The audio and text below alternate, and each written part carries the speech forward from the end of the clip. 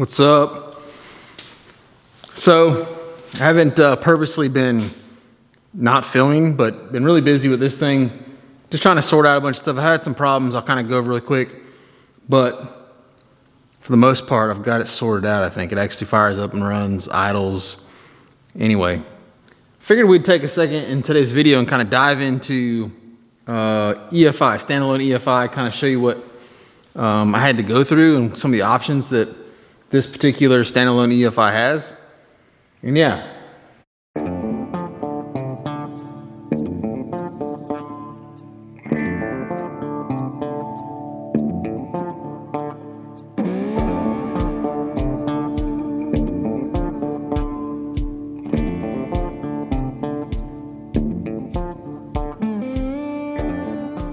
So I've been making all kinds of stuff on the plasma table, just really trying to get my feet wet on this thing.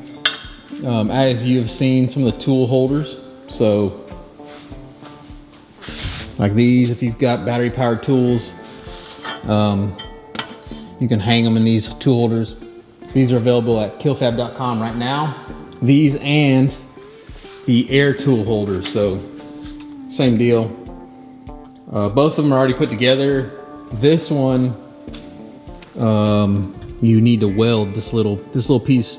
Comes unattached up here at the top, and you just got to weld that tab on or have somebody do it for you, and then drill you some holes. You can mount it wherever you want it. These things are super nice. I've already got a couple of them here in the shop. It's just nice to be able to hang your tools, you know, wherever you want.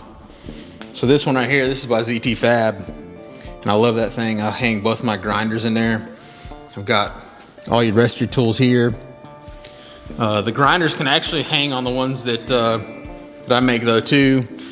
Sawzall you can fit.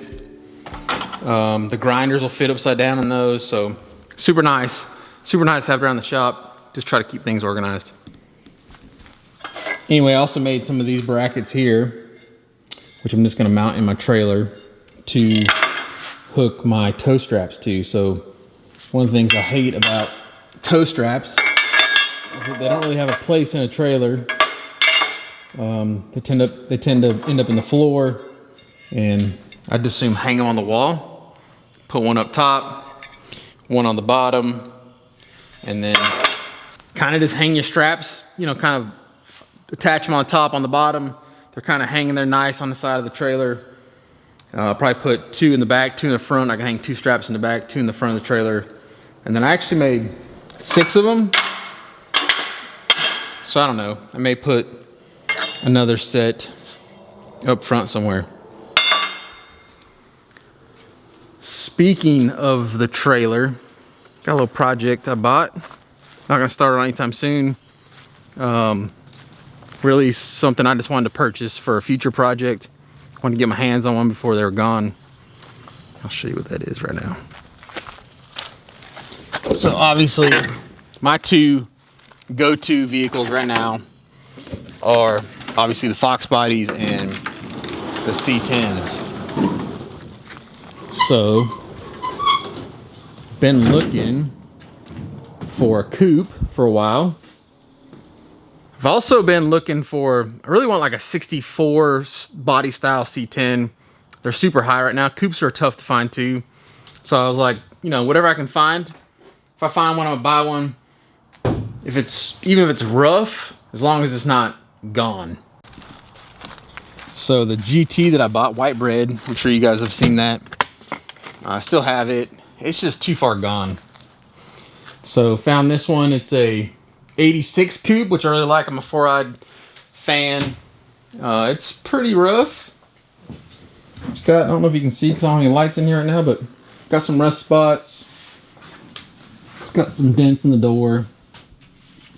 And the interior is really just absent. There's no interior, which is fine with me because all I was really after was a nice, pretty straight body, and I found it in this car right here. My kids have already named it DB Cooper. I told them it was a coupe, so they named it DB Cooper, but I like the idea of calling it the COVID coupe. I don't know. Depends on what I'm gonna do with it. I guess you guys could kind of let me know what you guys think I should do with it. Thought about just kind of leaving it pretty rough, leave the rust and whatnot on it.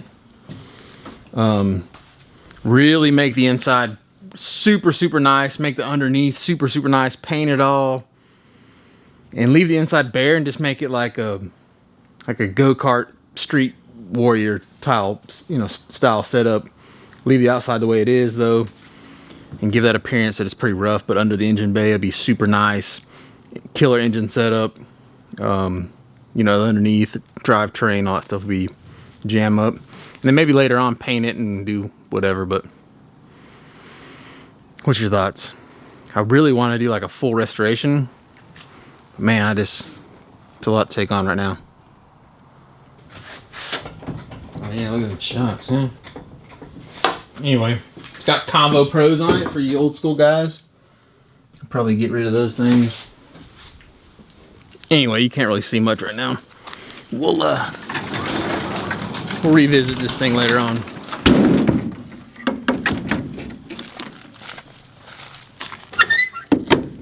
Guess if you have any interior pieces that you're looking to get rid of and you're near South Carolina, hit me up.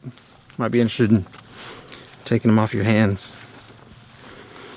As far as white bread goes, I'm gonna kind of steal a couple parts off it and then I'll probably scrap the rest of the body. So anyway, just been cutting all kinds of stuff. Got my Do Gangsta Shit logo cut.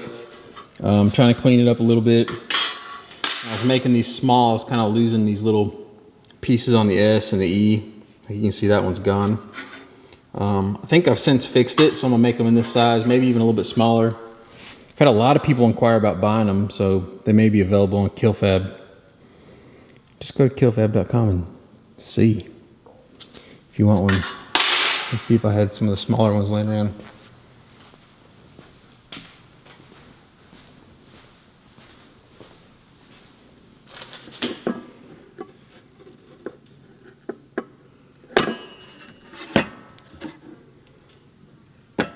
Make me a gold chain out of one of them. I don't know, not really. So anyway, the Bibbster's still looking super rough just because I'm in here trying to, you know, figure stuff out. I've been working on some of the sensors, so I've got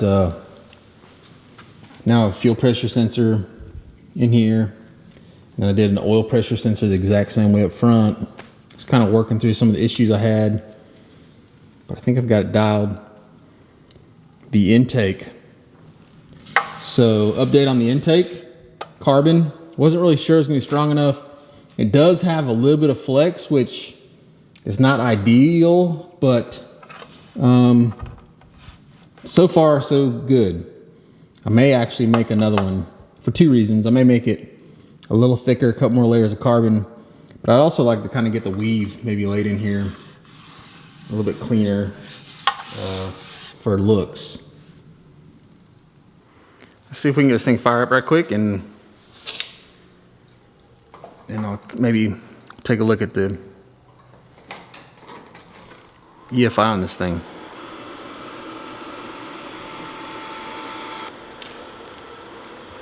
Got some makeshift switches so I can get them mounted somewhere. Just kind of left me a little bit of slack.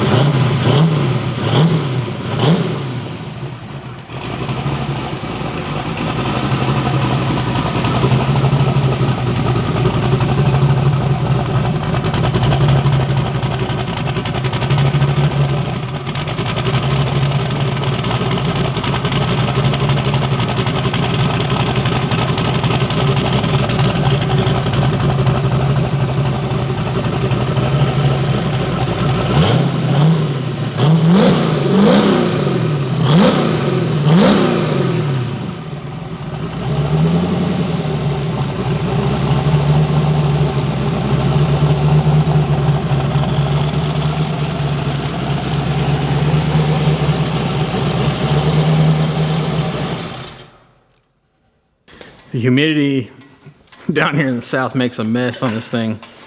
It basically just spews water out the exhaust. And I know it's not a head gasket issue for those that are gonna say that, just because I know there's no water in it yet. So it's just pure humidity. It all collects in here. And I actually thought about putting a drain hole in the bottom of the exhaust, but I'm afraid it would mess with the oxygen sensor, so I don't think I'm gonna fool with it. But I mean, like, look. Like water all over the keyboard.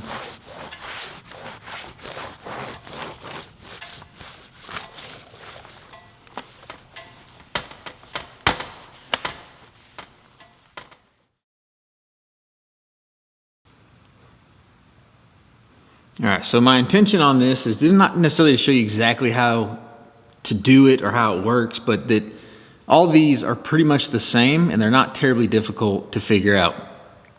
I think EFI tuning, standalone EFI tuning has a stigma to it, kind of has like this voodoo-ness to it that if you've never done it, could be a little bit intimidating. There is a learning curve, but it's not terribly hard to figure out, and really, when it comes down to the basics, it's pretty easy, and that's kind of what I want to show you today. So in this particular setup, so you got the gauge cluster here on this particular setup.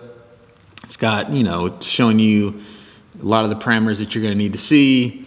You can actually change these to fit whatever needs you want.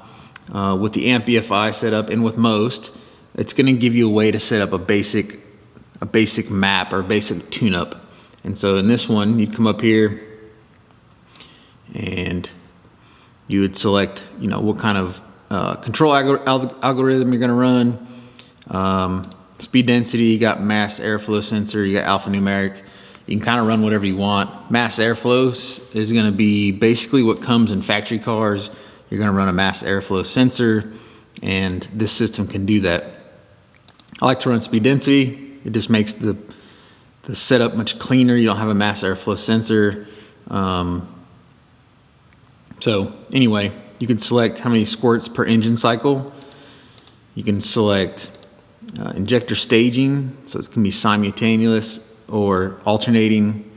4-stroke, obviously, 8 cylinders, 8 injectors, and then even fire. Odd fire would be like a Harley Davidson setup or something. And then engine size and cc's, so this is 6,720 cc's, which is 410 cubic inches, and then injector size 441 cc's, which is a 42-pound injector. Then you put in the firing order, and so the way that this is set up is this thing will run 10, let's see, 8, 9, 10, 12 injectors is what this particular ECU will run. You got your 8 A through H, and then it'll actually do I, J, K, and L, which is 4 separate injectors that you could run for, you know, alcohol injection, or you can actually have those circuits run anything that can be pulsed. So it could be a solenoid, it could be whatever you want. So here's the 8, got the firing order in there, and up here is where you can select what the main fuel output is. You can have, like I said, I through J or A through H or I through L. And then you can run semi-sequential, full sequential. Sequential just means the injectors and the injectors basically are injecting each cylinder individually, and the same thing with spark. You can control spark through individual cylinders. So for instance, if you have one cylinder that's lean, you could actually raise the pulse width on that injector and that cylinder up or down, whatever you need to do just for that one cylinder. Same thing with spark. You could change the timing for that one cylinder. Say one cylinder, for whatever reason, has too much timing or not enough timing based on, you know, how hot it's getting, or, you know, the way that the intake runners are flowing. With full sequential, you could actually change that per cylinder, and so you can really get down to the nitty-gritty per cylinder tuning if you wanted to. Really, you kind of need some kind of way to manage air fuel ratios in each cylinder. Most setups are basically batch fire or semi-sequential. Basically every injector is injecting the same amount of fuel, and so when you change the tune-up, it just changes it across the whole board. So I got this one in semi-sequential for now. Don't know that I'll ever switch it, but maybe. And then, yeah, so that's the basics. So what you would do initially, you want to find your required fuel setup. So you can click this, you'd put in your cubic inches, number of cylinders, injectors, and then your air fuel ratio that's the optimal air fuel ratio. And it's going to basically give you an idea of how much fuel this motor is going to need, and it can create volumetric efficiency maps around that. So let's show you one of those. So you go up here to fuel settings. So in the first one, you got a bunch. You got that, you got general settings. You can set the rev limiter, shift lights, engine state, fan control. So like on fan control, I can go in here, I can turn on fan control, and then I basically select what wire that is controlling that relay. And this is going to be what, you know, when systems talk about how many outputs it has and how many inputs it has, this is what they're talking about. How many external outputs, how many things can you control separately with that system. And so usually the higher the price of the system, the more of those external outputs you have. The more expensive systems don't necessarily have any more fine tuning. The tuning is kind of the same based on the fuel maps and the timing maps, but these are really what you're paying for. So I'm using output pin, and you got a bunch to select from in here. Like I said, you could even use an injector, one of the injector pins if you wanted to. So anyway, so fan control, I can control when I want the fans to kick on, 200 degrees. The fans will kick off at 180, allow fans to run when engine's off. I mean, it's pretty self-explanatory. You just kind of set this stuff up, and it'll do what you need to do. Make sure the wires go to the relays. Everything's ground triggered, so basically when this wire needs to be activated, the ECU will send ground through that wire. So you'd basically put that on the ground side of a relay, triggers the relay, and then the relay can send power to the fans. So let's look at a fuel map real quick. So this is what a basic fuel map looks like. They call it a VE table, which is volumetric efficiency. So the easiest way to explain volumetric efficiency is it's the amount of air that an engine can flow in 4 strokes or 2 revolutions of a 4-stroke motor. So for instance, if the engine is 351 cubic inches, if it could flow 351 cubic inches of air in 4 strokes, then it would be 100% volumetric efficient. And so that's what this basically displays, the efficiency of the motor. Every motor is different, every setup's different. And then what happens is based on those initial settings that you set over here, the required fuel, it does some kind of multiplication of this and whatever you have in the table to figure out how much fuel it needs. So I hope that makes sense. And then, you know, right now it's showing right here near 0. So this is all set in PSI right now. Right now it's showing near 0. And that's just because the motor's not running. As soon as I were to crank this up and it creates vacuum, that would come down here and sample cells from down here. And so what happens is this moves around as the engine's running, and whatever cell it is over, it's sampling those readings, and that's what it's telling the engine that it needs fuel-wise.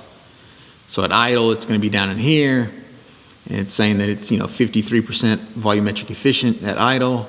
It's doing a calculation to tell it how much fuel it needs, and then as soon as you crack the throttle, vacuum goes away. That thing's going to instantly come up here.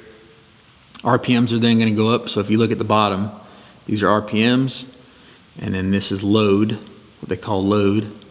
So as soon as you say it's idling, soon as you crack the throttle, the load's gonna go up or the vacuum's gonna go down. That thing is gonna rise up. And then as it rises, obviously, the RPMs are then gonna go up. So it's gonna come over here, 2,000, 3,000, you shut the throttle, instantly you're gonna create vacuum, it's gonna come down here, and then the RPMs are gonna drop back down because you've shut the throttle. So that's a kind of an example of how it works. It's just sensing load. If you were to stomp it, goes to full throttle, say it makes 14 pounds of boost, it's gonna go straight up here, and then as it climbs through the RPMs, it's gonna sample these cells to the right until you let off. Pretty simple. These settings in here, once you kind of get them dialed, they're good to go, and it just works. And I'll kind of show you a data log that I've got that actually shows it moving. So you can flip this over to a 3D map, which is basically the same thing, but just a 3D version. It's going to kind of show you what you're looking at. And then you can actually tune this right in here, and just by moving this red cell around, and you can raise or lower each individual cell. And then let's see. So that's fuel. Timing works exactly the same way. Same deal. Got your load or vacuum or pressure on this side. You got your RPMs down below, and then each cell represents a certain amount of timing advanced before top dead center. And so on initial startup, it's gonna be like 10 degrees. As soon as it cranks, it'll come down here to idle around 17, 18, 19 degrees. And then, yeah, it just kind of works wherever it's at on this table. So 14 pounds of boost. This is gonna be your timing through the range. Now all of this is not dialed in. Some of it may be off still a little bit. I'm still just trying to tune these cells right in here, which is the idle and just off idle. But kind of shows you how this works. So pretty simple. I mean, it's not, like I said, it's not rocket science. It's kind of pretty simple. So then what you do is you just put a wideband O2 sensor on whatever you're tuning, and then you can basically look at the cell that it's actually sampling from, see what the AFR ratio is for that cell. If it's lean, you just bump that cell up. If it's fat, you just bring that cell down, and you kind of work through all those cells. Now what you can do is you don't have to do it while the engine's running. Let me show you something here. So you can actually log data as it's operating. This is the Megalog viewer. This is something that can be used with Megasquirt, any of the MS2, MS3s. I actually use the same thing with the big stuff. The big stuff interface looks a little different, but it acts pretty much the exact same way. So I can go over here, I can open up a log. And this is really how I tune. So I just basically fire the engine up, kind of run it through different RPM ranges, different load ranges, and then I can go back later on and see where it was at on these maps. And then you can actually log whatever you want on these. So all these lines represent something. On this top one, the red line is the map sensor, which is the load. White is RPM. The green is the throttle position sensor. The next one is, the white one is the AFR ratio.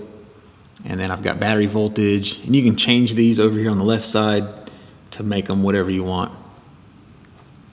And then as you run through this thing, so this actual blue line, so you can see right here is where it fires up. You'll see RPMs jump, 1400 RPMs. RPMs jump up. It's going to show you the map load for that. And you can see that it just kind of idles right here at about 700 RPMs. Now what you'll see over here in this is your fuel table that I showed you earlier. If you look close, right in here, this is the actual sampling that's happening. And you see where it's a bunch of squiggly lines? That's just because it's moving around fast, and it actually shows you like a trail of where it has been. And so like for instance, right here at 851 RPMs, I can look at the AFR ratio. It's showing 7.6 right there, but that's because it hasn't actually calibrator turned on yet. So if we move down a little bit, where it has turned on, see we're still at the 858 RPMs there. Now you can see that we've got an air-fuel ratio reading. I can see the cells that it's sampling from right in here. And I can see that the AFR ratio is 12.7. And so depending on the setup, you know, perfect would be 14.7, but usually they like to idle a little fat. Unless it's in sequential mode, sometimes it likes to be a little leaner. So for instance, if I wanted to lean this out, since it's a little rich right here, I would just take and modify these, say 6 or 8 cells around where this thing is. I could just click them or highlight them. You can go up here and move those up by clicking this, or move them down, and then, you know, you just move on to the next section. So I can come down here. Now what you'll see, if you'll watch over here, as I move this along the timeline, you're going to see this move and sample other areas. Same thing with the timing. I'll try to go slow. So now you can see that I've gave it a little throttle position. RPMs have come up, 1687 RPMs. And you can see that it's kind of moved over, right? The load has went up a little bit, and it's went up in RPMs. It's sampling a different timing cells. It's sampling different air volumetric efficiency cells, which is how it's getting its fuel. And so then I can then see how the air-fuel ratio has changed, if it has at all, and it hasn't. It's still the same. And so I can just continue to move on down. And you can see right here, I kind of give it a little throttle. I kind of whack the throttle a little bit. You can see how this has moved. The load is then went up, which will in turn will make the RPMs go up, I'm guessing. So now you can see I'm over 2,600 RPMs. Sampling different fuel over here, different timing, and so on and so forth. So you can kind of tune these as you go. Now what you'd want to do really is that you'd want to kind of do a data log of just street driving. You can come back later. You'd kind of see where it was at, how the air-fuel ratio has changed. You can see that it's a little bit lean right here. It's at a 15.2 AFR, which technically down in these cells low down here, you're going to have a lean. You want a lean setting. This is going to be usually off throttle settings. So you can kind of come back, you could tune all these up, and then as you change these cells, then you could save that tune. So you'd save that tune here, then you'd go back over to your Tuner Studio, then you could actually just file load tune. You would load the tune that you just saved, and you just kind of make incremental adjustments. Now the good thing about most of these ECU setups is they can do self-tuning. So if you come over, let's see here.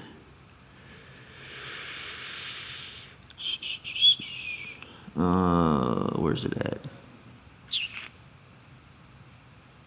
So you can set up an AFR table, which works the same way. So there's a 3D version here. Let's see if I can take it off 3D.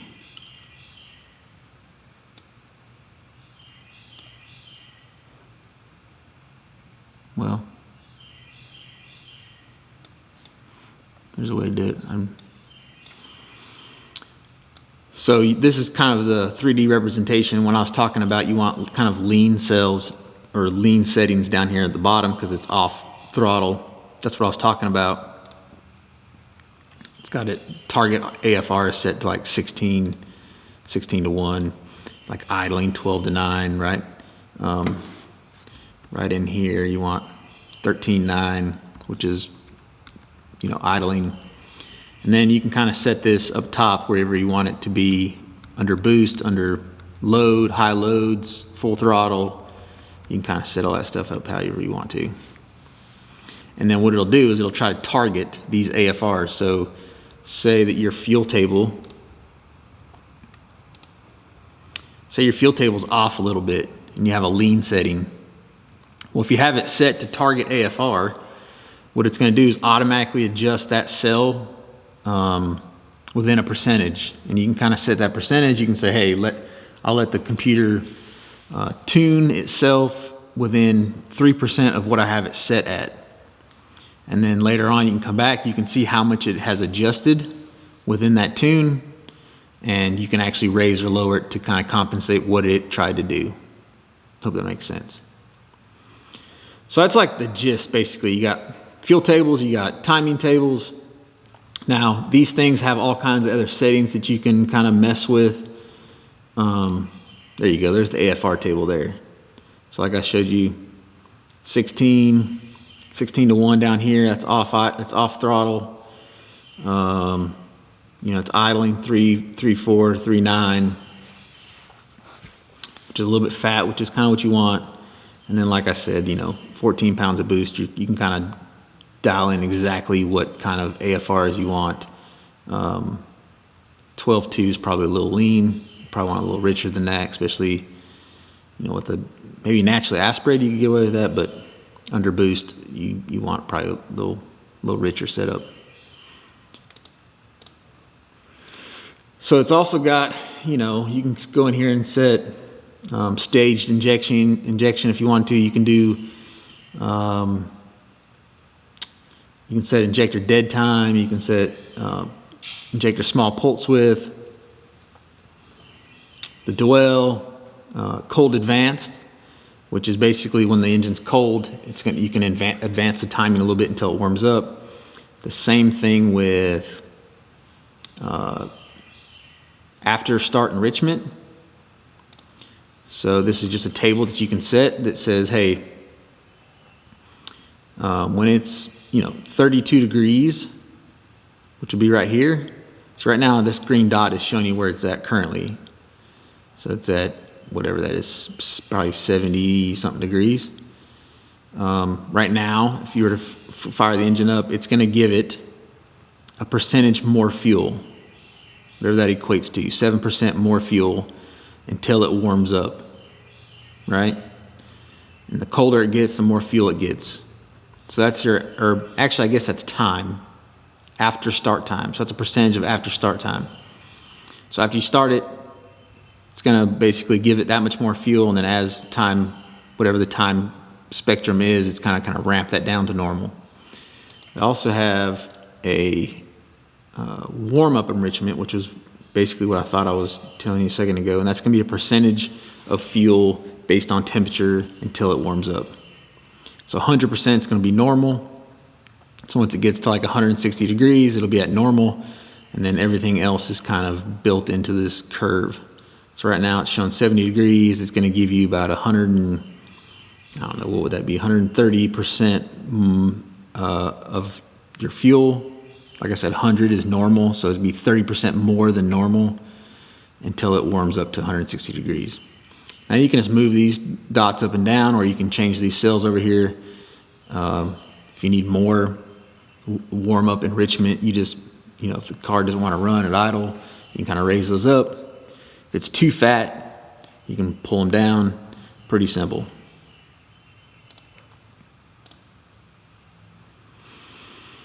So, I mean, there's all kinds of features you can kind of scroll through here and mess with. You get into the boost settings. So this is how you control boost through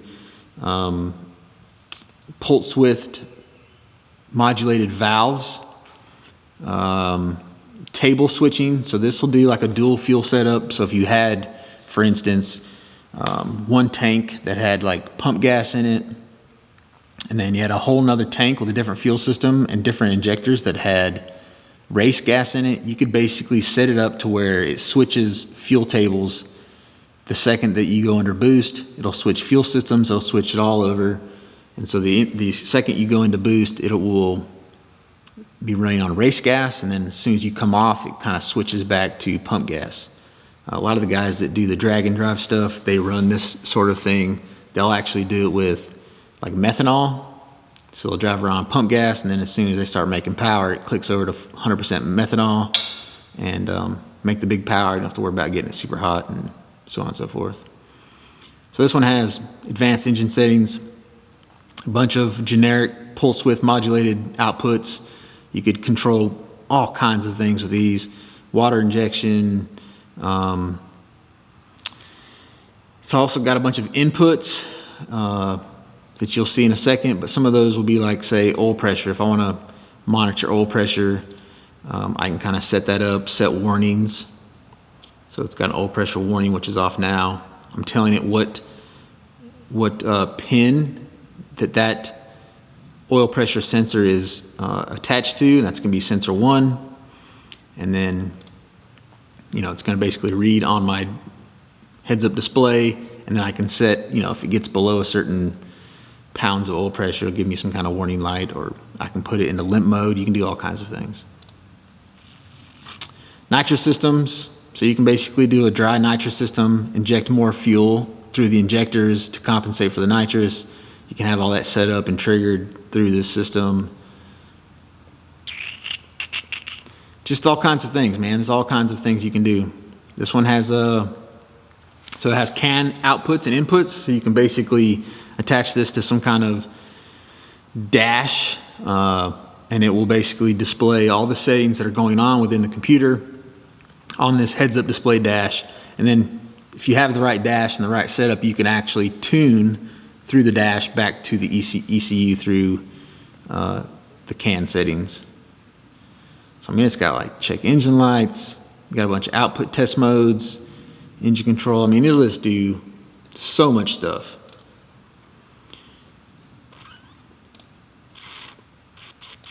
What else? I mean, I don't want to get crazy in depth because you can get kind of lost in it, but I just wanted to show you guys that these setups aren't voodoo, crazy voodoo. I mean, basically it's just, you know, fuel tables. You got timing tables that you have to create. Usually these are pretty close. Couple settings in the beginning, just basically telling the system what it's doing, getting it properly wired, and these things should fire up and run and be pretty relatively easy to tune. So anyway, if you guys have any questions, let me know about ECU setups and whatnot. I'm running the AmpEFI EVO, MS3PRO EVO setup. You can go check these things out at ampefi.com or DIY Autotune for some of the older Megasquirt stuff. Let me know what you think I should do on the coupe, and yeah, see you guys on the next video.